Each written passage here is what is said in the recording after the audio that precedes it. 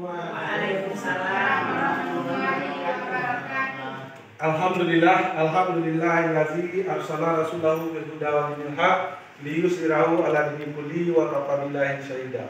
Asyhadu an la ilaha illallah wa asyhadu anna Muhammadan abduhu wa rasuluh la nabiyya ba'da amma ba'du. Pertama dan utama sekali, marilah kita bersyukur kehadirat Allah Subhanahu wa taala yang mana atas berkat limpahan rahmat dan karunia-Nya kita dapat berkumpul di ruangan ini dalam rangka sosialisasi dan implementasi budaya positif yang merupakan tugas aksi nyata pada modul 1.4, yaitu calon guru penggerak angkatan 7 Kabupaten 50 Kota, yang mana penyajinya saya sendiri, Ayani Binko, berasal dari SD 02 Piobang, Kecamatan Payakumbuh, Kabupaten 50 Kota. Dan salawat beserta salam kita kirimkan kepada Nabi besar Muhammad SAW dengan lafaz Allahumma shalli ala Muhammad wa ala ali Muhammad. Mudah-mudahan dengan seringnya kita berselawat kepada beliau, kita mendapat syafaat nantinya di hari akhir. Amin, amin ya rabbal alamin. Yang sama-sama kita hormati Bapak dan Ibu Majelis Guru SD 02 Piobang yang hadir pada kesempatan kali ini.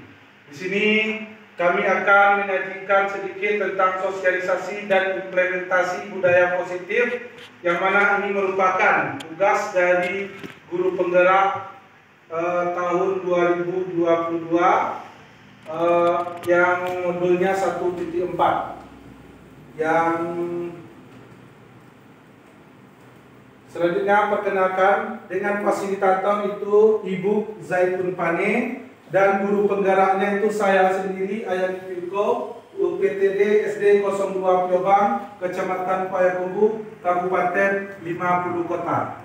Dan pengajar praktiknya itu Ibu Remi Yuliani. Baiklah Bapak Ibu, di sini kita awali dengan pertanyaan pemantik. Pertanyaan pemantiknya di sini, setuju atau tidak setuju kita.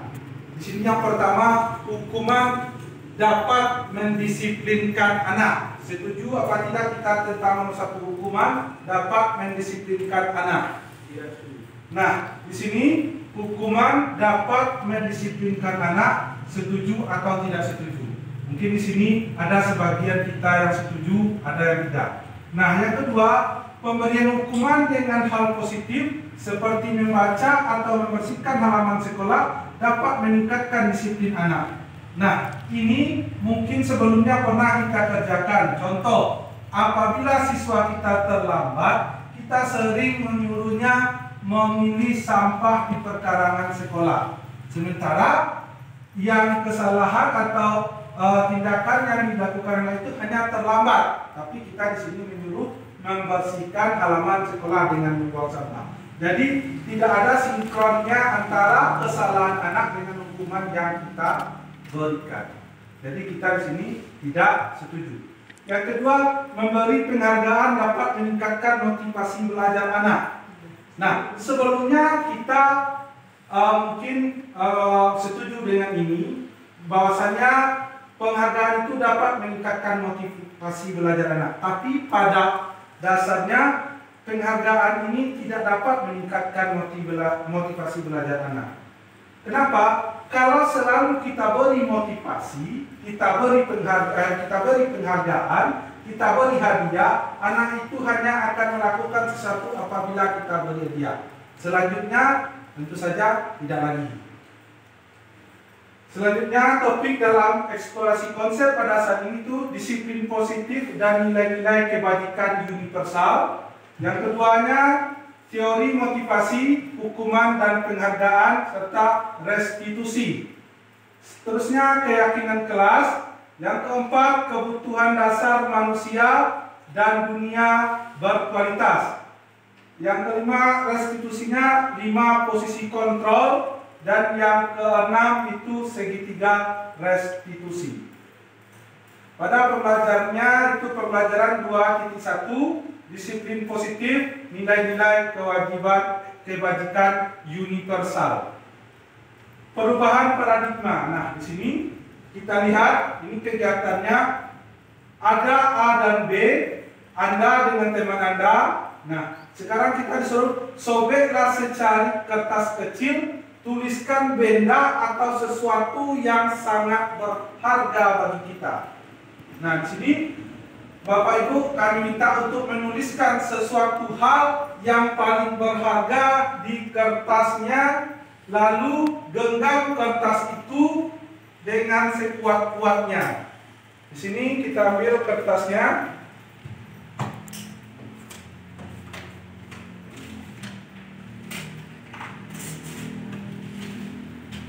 Kita coba praktekkan untuk 2 orang.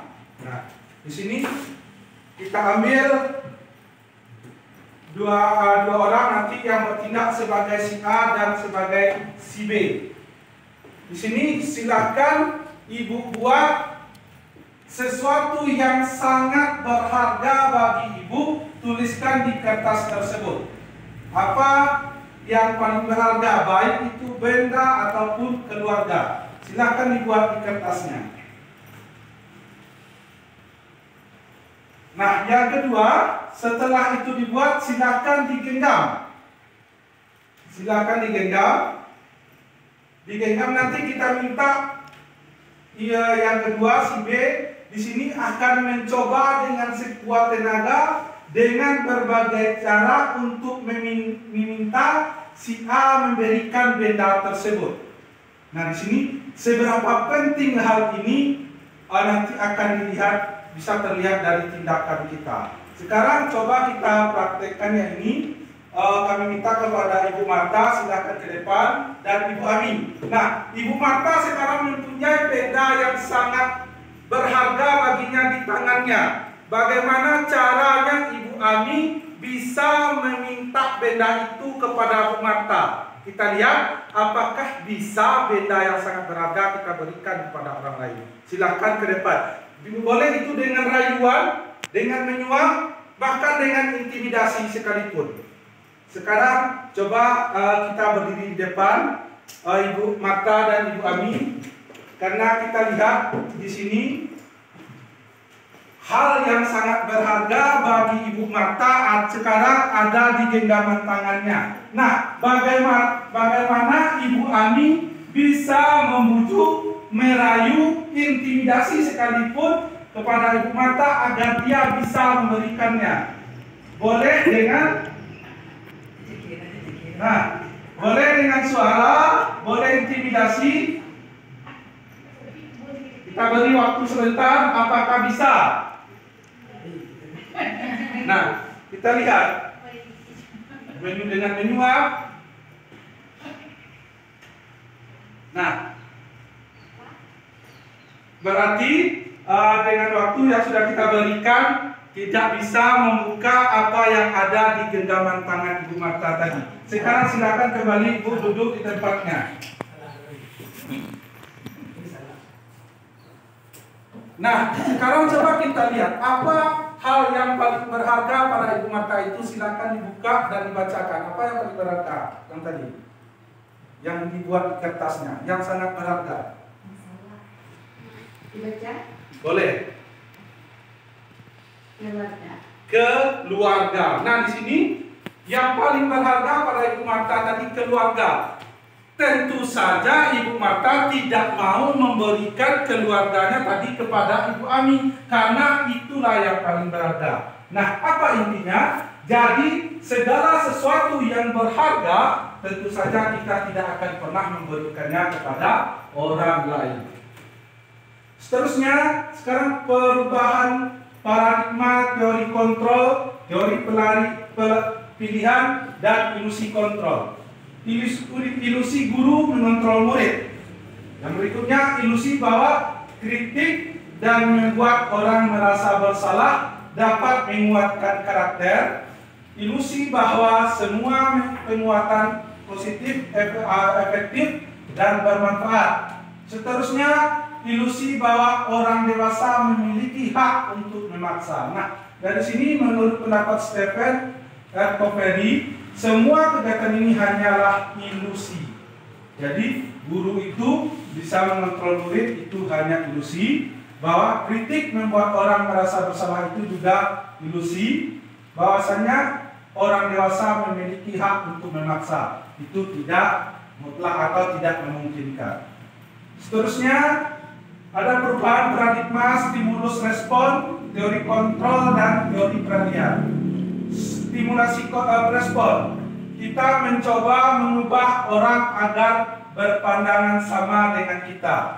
Teorinya kita berubah memahami pandangan orang lain tentang dunia. Nah, di sini yang kedua, perilaku buruk dilihat sebagai sudut kesalahan.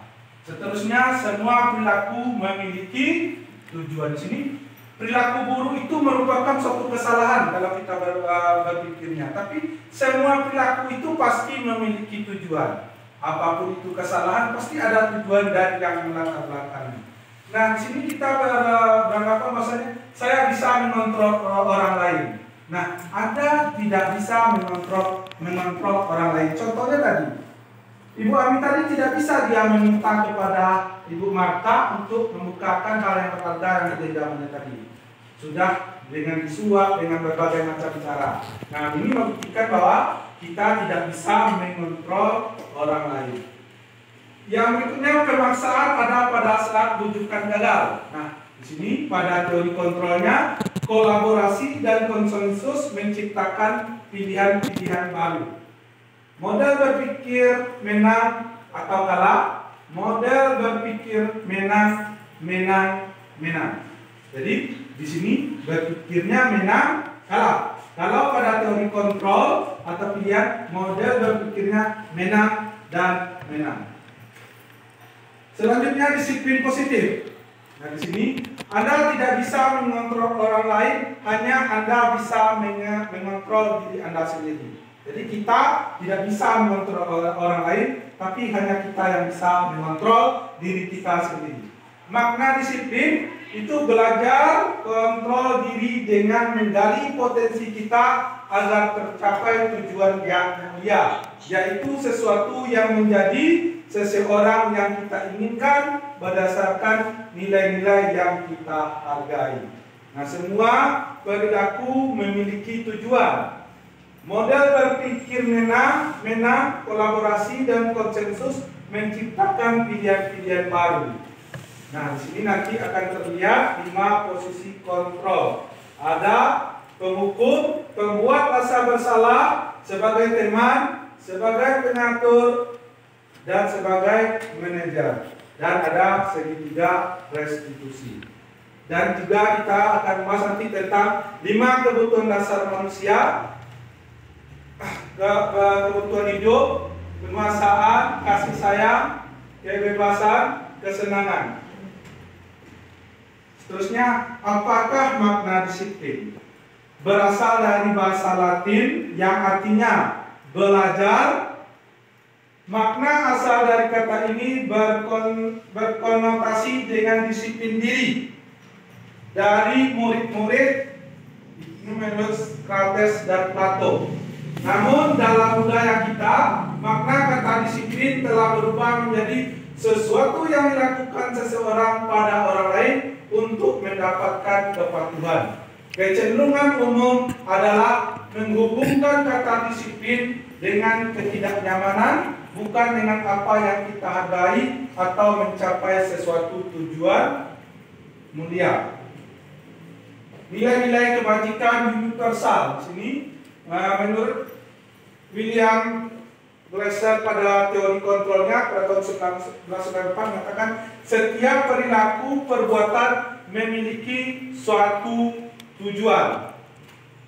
Dan kedua, dengan mengaitkan nilai-nilai kebajikan yang diyakini seseorang, maka motivasi intrinsik akan terbangun.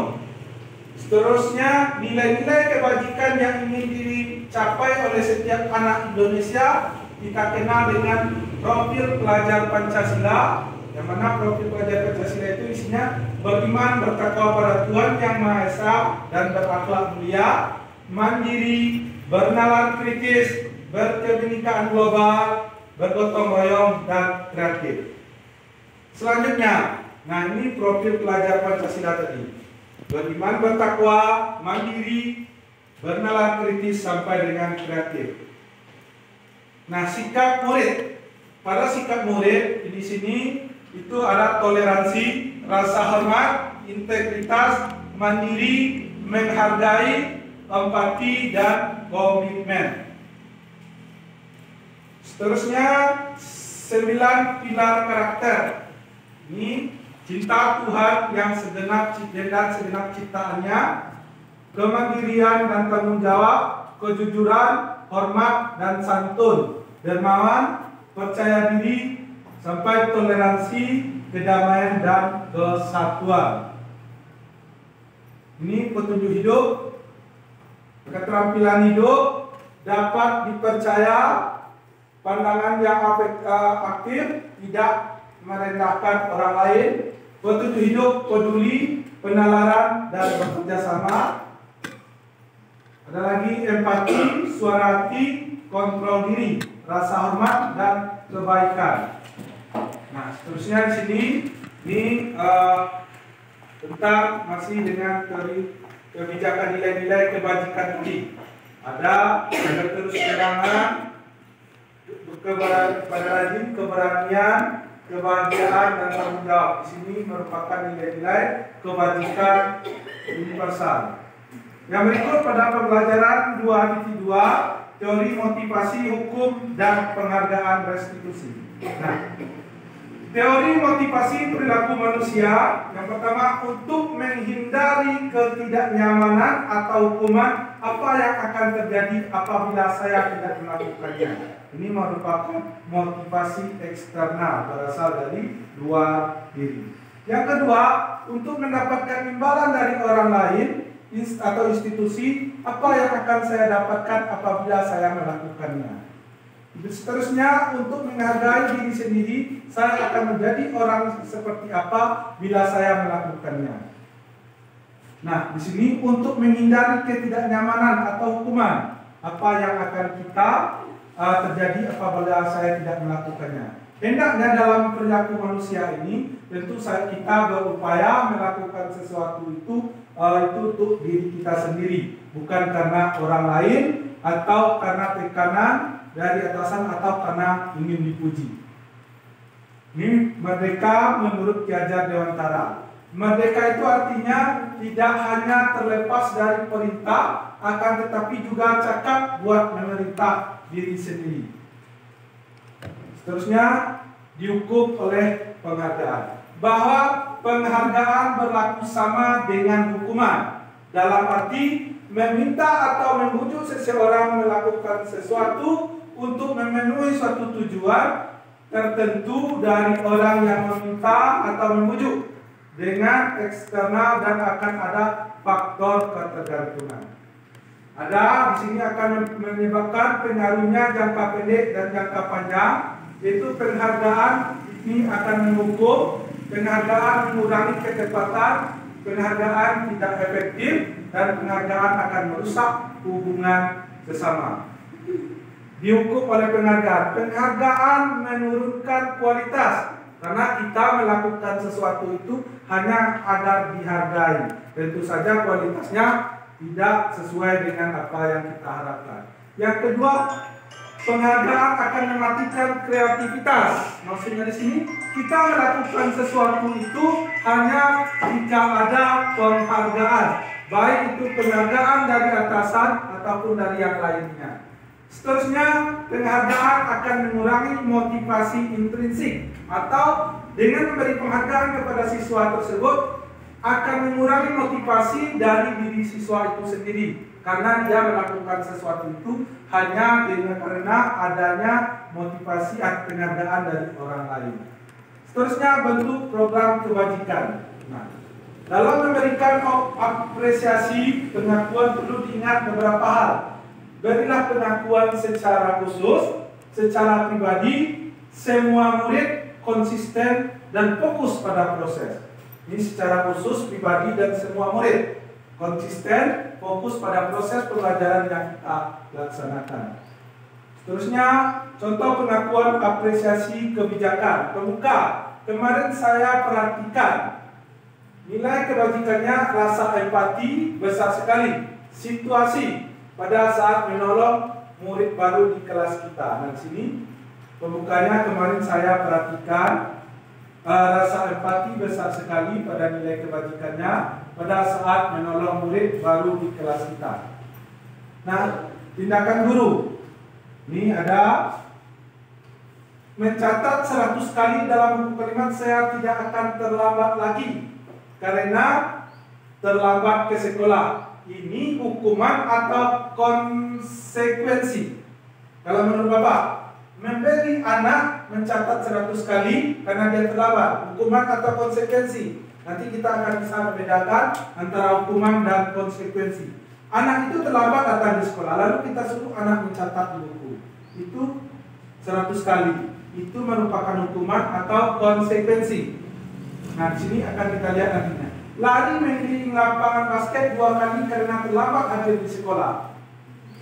Terlambat hadir, tapi disuruh lari 2 kali. Seterusnya, murid diminta untuk push up 15 kali karena tidak menggunakan masker ke sekolah. Yang seterusnya, menggantikan kertas teman yang telah dicoret-coret. Seterusnya, murid disuruh untuk mengenakan sepatu sehari di sekolah karena tidak menggunakan sepatu hitam. Tidak mengenakan sepatu. Nah, di sini akan terlihat yang tadi. Jadi, mencatat 100 kali tadi bukannya konsekuensi, tapi itu merupakan hukuman bagi anak. Begitu juga dengan lari mengelilingi lapangan basket, itu merupakan hukuman bagi anak. Murid diminta untuk push up. Di sini juga hukuman bagi siswa itu sendiri. Tapi mengganti kertas tema tugas teman yang telah dicoretnya itu konsekuensinya. Karena bedanya hukuman dengan konsekuensi ini, hukuman ini tidak ada keterkaitan kesalahan anak dengan apa yang kita berikan kepada anak. Sementara konsekuensinya ada hubungan kesalahan anak dengan konsekuensi yang kita berikan. Kita bedakan. Apa hubungannya anak terlambat dengan mencatat 100 kali? Apakah dengan 100 kali tersebut akan membuat anak itu tidak terlambat?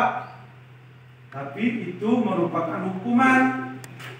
Tapi jika anak mencoret kertas temannya, kita suruh mengganti, itu ada hubungannya. Karena yang dicoret kertas teman dan merupakan tanggung jawabnya. Itu adalah konsekuensi.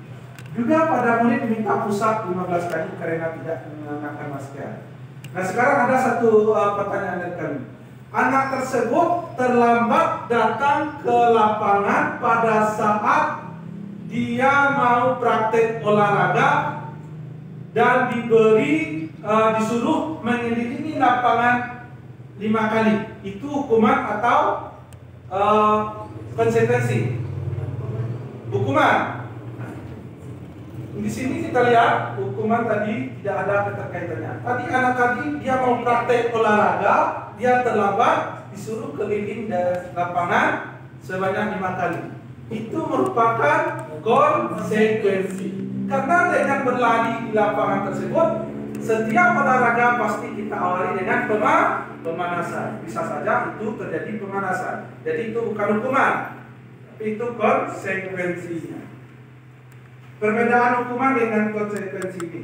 Sesuatu yang menyakitkan harus terjadi kalau hukuman tersebut.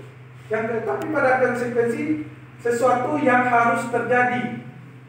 Yang kedua, membuat anak sakit, fisik maupun hatinya. Tapi pada konsekuensi, membuat anak merasa tidak nyaman dalam jangka waktu pendek. Tapi pada hukuman ini waktunya lama. Seterusnya, anak akan benci tentang kedisiplinan. Kalau dengan konsekuensi, anak menghargai disiplin. Dan seterusnya, mendorong anak menyakiti dirinya sendiri dengan hukuman. Seterusnya, mendorong anak agar mudah menyesuaikan diri. Itu perbedaan antara hukuman dengan konsekuensi.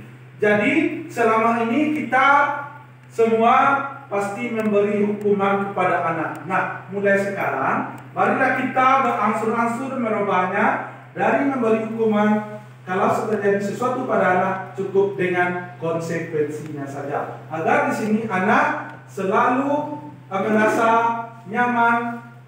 Tidak nyamannya itu hanya dalam jangka waktu pendek. agar anak itu tidak membenci kepada kita sebagai gurunya. Kalau kita menghukum, selama-lamanya akan diingat oleh anak. Contohnya, bapak itu memberi hukuman kepada anaknya yang berat. Apabila anak itu nanti sudah dewasa, pasti selalu ingat. Selalu ingatnya, apa itu dulu memberi hukuman itu, sehingga keluar saya sekolah. Itu katanya mungkin. Pasti akan selalu ingat. Tapi kalau dengan konsekuensi, dia waktunya akan sebentar, pendek. Waktu pendek tidak selalu mengesal pada diri anak tersebut. Nah, sekarang itu kita masuk kepada apa itu restitusi. Restitusi adalah proses menciptakan kondisi bagi murid untuk memperbaiki kesalahan mereka, sehingga mereka bisa kembali pada kelompok mereka dengan karakter yang lebih kuat. Nah, di sini seterusnya ini tentang konsekuensi tadi, ciri-ciri restitusi. Nah, pada restitusi bukan untuk menebus kesalahan, namun untuk belajar dari kesalahan, memperbaiki hubungan, tawaran bukan paksaan. Restitusi menuntut untuk melihat ke dalam diri sendiri. Seterusnya, restitusi fokus pada karakter bukan tindakan, dan restitusi fokus pada solusi. Nah, ini dulu pernah kami melakukan restitusi yang pernah kami lakukan di sini itu dengan salah seorang anak, yang mana pada waktu itu di sini kita ambil yang bermasalahnya tentang keterlambatan datang ke sekolah. Seterusnya, keyakinan kelas.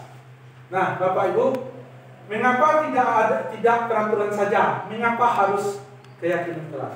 Sekarang di kelas, di sekolah ada namanya peraturan.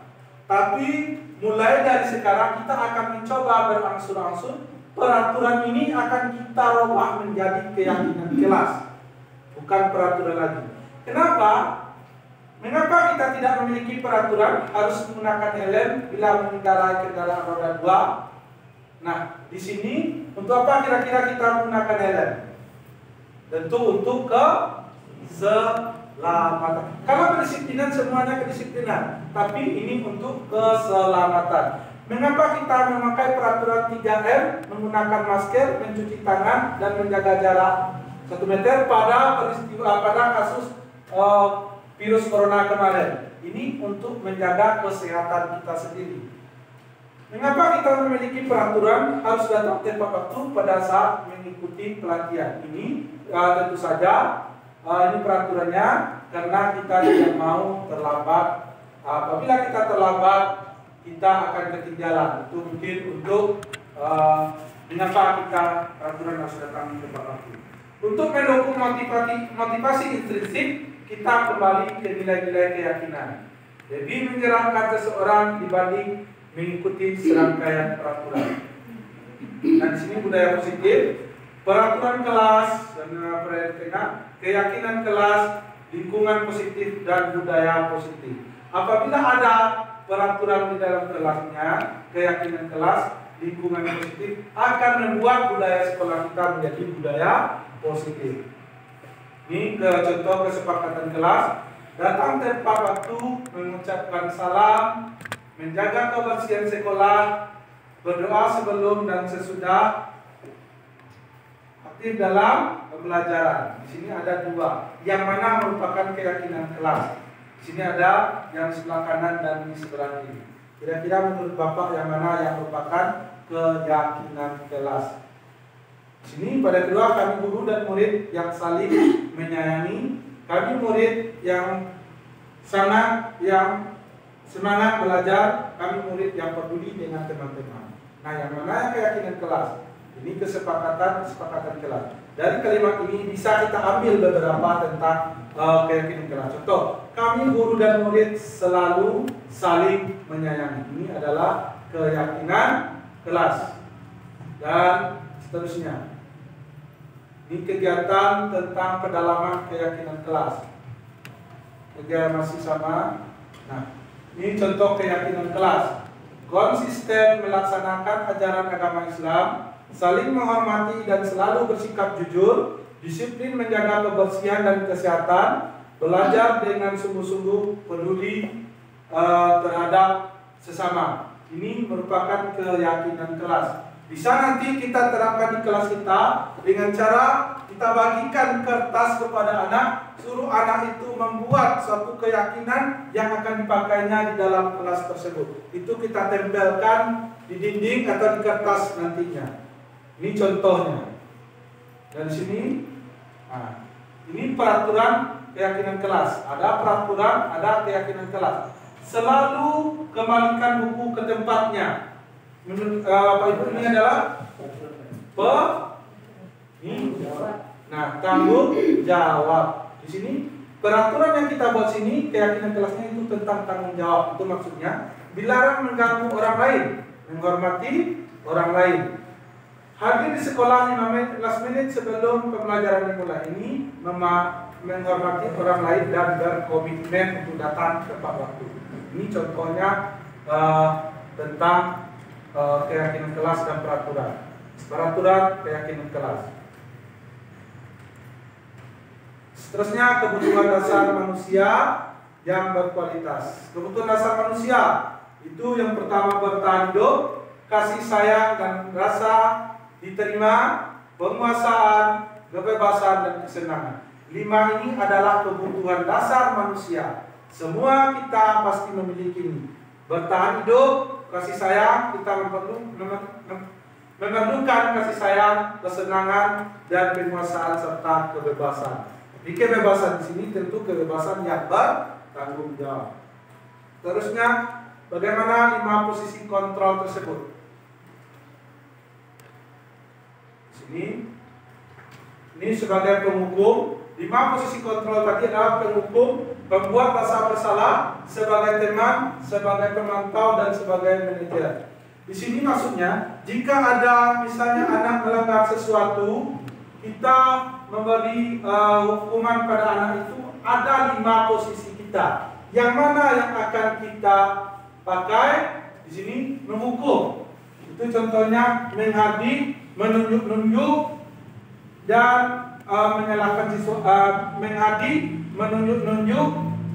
Seterusnya pada pembuat rasa bersalah kita berceramah seolah-olah kita membuat anak tersebut dia merasa bersalah. Yang seterusnya membuat alasan untuk muridnya. Jadi sebagai teman. Di sini membuatkan alasan-alasan untuk muridnya. Seterusnya pemantau, menghilang dan mengukur. Seterusnya mengajukan pertanyaan-pertanyaan. Nah, pada saat posisi kontrol ini guru berbuat, guru berkata, hasil, dan nanti ada dampak pada murid. Di sini ada 5 posisi kontrolnya. Nah, posisi kontrol yang baik di sini adalah manajerial. Yang paling buruk di sini adalah sebagai penghukum.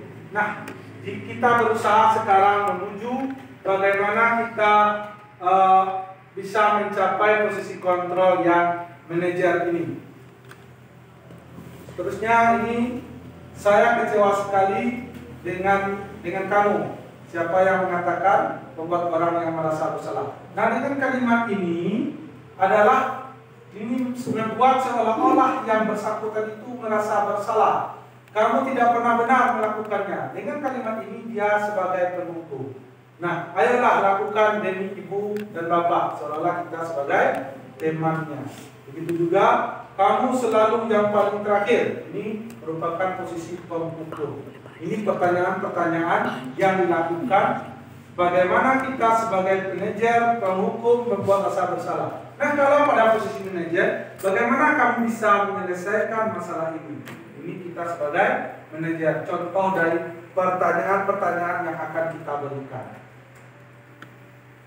Nah, peraturan, pemantau, dan konsekuensi hadiah. Nilai-nilai manajer dan memperbaikinya. Seterusnya, segitiga restitusi. Nah, ini ada segitiga restitusi. Di sini, validasi kebutuhan, menyatakan keyakinan, dan menstabilkan identitas. Di sini, bagi kita akan dalam melaksanakan tugas atau menegakkan keyakinan kelas itu di sekolah kita harus mengikuti ketiga ini. Setiap orang pasti pernah melakukan kesalahan. Ini contoh-contoh pertanyaannya pada saat menstabilkan identitas. Ini contoh-contoh pertanyaannya. Kamu bukan satu-satunya yang pernah melakukan ini. Ini pada saat menstabilkan identitas. Adakah cara yang efektif untuk mendapatkan apa yang kamu butuhkan? Ini pada posisi validasi kebutuhan. Nah, pada posisi menyampaikan keyakinan, nilai-nilai apa yang telah kita sepakati. Nah, ini contohnya ada anak yang melanggar suatu kesepakatan di kelas. Nah, ini harus kita lalui dalam menyelesaikan pelanggaran tersebut agar kita bisa mencapai dari tadi kita sebagai penghukum menjadi kita sebagai seorang manajer. Guru berkata, untuk membuat anak yang merasa gagal karena berbuat salah menjadi positif terhadap dirinya. Guru berkata, berbuat salah itu hal yang manusiawi karena tidak ada manusia yang sempurna. Baik, Bapak Ibu juga pernah berbuat salah. Ini pada saat menstabilkan identitas. Di sini pertanyaan-pertanyaannya. Dan juga pada validasi kebutuhan, guru berkata di sini ada beberapa hal yang nantinya bisa kita pahami dalam pelaksanaannya di lapangan dan menanyakan keyakinan kelas. Seterusnya, nah pada saat refleksi, hal baru apa yang mengubah paradigma saya yang saya dapatkan.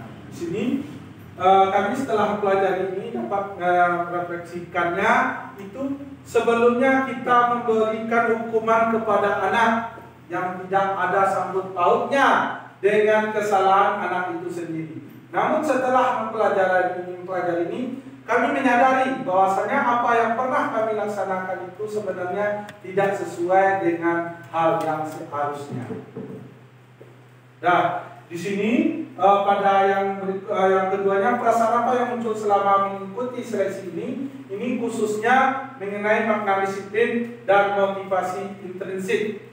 Peran Among seperti apakah yang saya telah lakukan selama mengikuti modul ini? Saya akan menjaga Among seperti apakah setelah mengikuti ini. Nah, ini bisa dilaksanakan seperti yang kami contohkan tadi itu pada kasus kami memanggil anak kemarin itu di sini itu pada kasus terlambat kita tidak memarahi anak, tapi tentu saja kita cari apa penyebab dari anak itu terlambat.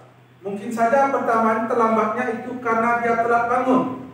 Apa yang menyebabkan dia telat bangun? Mungkin karena tidak dibangunkan orang tuanya. Jadi bagaimana cara mencarikan solusi dan supaya anak itu cepat bangun? Contohnya saja kita menyuruh anak itu menyetel jam bekernya. Dan bisa saja kita berkolaborasi dengan orang tuanya untuk supaya anak tersebut bangun lebih cepat. Apabila anak itu bangun lebih cepat, insya Allah datang ke sekolah dia tidak terlambat. Begitu juga dengan yang lainnya. Misalnya dengan tugas, anak itu di dalam kelas tidak membuat tugas.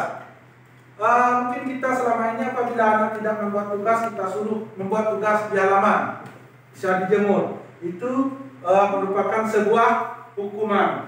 Nah, bagaimana cara kita untuk membuat ini? Tanyakan dulu apa penyebab dia tidak membuat tugas tersebut. Mungkin yang pertama karena tidak mengerti. Nah, dengan demikian kita tentu cari solusi bagaimana anak itu bisa mengerti tentang pelajaran yang kita berikan di kelas. Ada lagi, anak itu mungkin tidur di dalam kelas pada saat kita mengajar. Kita beri hukuman, mungkin usir keluar. Tapi kita tidak menanyakan kepada anak kenapa dia tidur di dalam kelas. Kita langsung mengusir keluar. Mungkin saja anak itu jenuh atau anak itu bosan dengan cara kita mengajar. Nah, di situ kita sebagai seorang guru carilah dulu penyebab dari apa yang dilakukan siswa kita tersebut agar kita di sini posisinya tidak sebagai penghukum. Dan budaya positif di sekolah kita, khususnya di kelas kita, bisa kita laksanakan. Nah, mungkin itu saja pada presentasi kali ini. Mudah-mudahan apa yang kami sampaikan tadi bisa merubah pola pikir kita dan bisa merubah tindakan kita dari kita posisinya dulu menghukum, sekurang-kurangnya bisa menjadi teman. Dan alangkah lebih baiknya kita pada posisi manajer. Dan marilah kita sama-sama mencoba menggali atau mencari apa inti dari permasalahan siswa tersebut. Dan ikutilah langkah-langkah yang sudah ada pada segitiga institusi ya, dan pada posisi-posisi kita masing-masing dalam melaksanakan atau memberi konsekuensi kepada siswa. Marilah kita hindari memberi hukuman kepada siswa, karena itu bisa membuat siswa tersebut menjadi dendam kepada kita. Mungkin itu saja pada pertemuan kali ini. Terlebih terkurang kami mohon maaf, dan kami sudahi dengan wabillahi taufik walhidayah. Assalamualaikum warahmatullahi wabarakatuh. Waalaikumsalam.